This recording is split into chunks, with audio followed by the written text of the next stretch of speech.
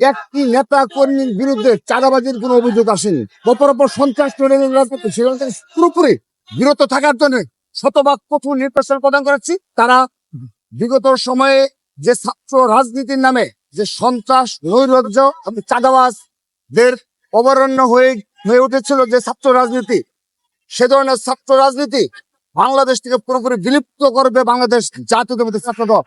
তারই ধারাবাহিকতায় আজকে লক্ষ্য করে দেখুন, এই প্রতিষ্ঠা বার্ষিকী উপলক্ষে সারা দেশে কোন ইউনিটের বিরুদ্ধে, একটি নেতা কর্মীর বিরুদ্ধে চাঁদাবাজির কোনো অভিযোগ আসেনি। আমরা অনানুষ্ঠানিক ভাবে আগে যেভাবে কেক কাটা, সারা রাত গান বাজনার যে কালচার ছিল, সেই কালচার থেকে আমরা বের হয়ে এসেছি।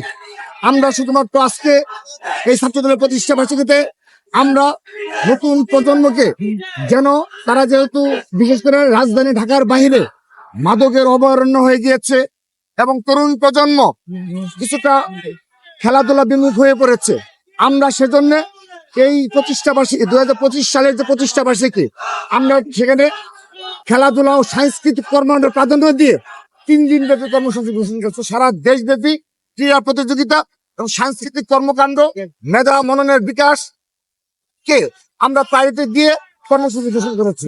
গণরাজনৈতিক ধারার যে শোডাউনের রাজনীতি, অপর সন্ত্রাস রাজনীতি সেখান থেকে পুরোপুরি বিরত থাকার জন্য শতভাগ কঠোর নির্দেশনা প্রদান করেছি এবং ইতিমধ্যে আমরা বাস্তবায়ন করেছি 25 সালে নতুন ধারার ছাত্র রাজনীতি আমরা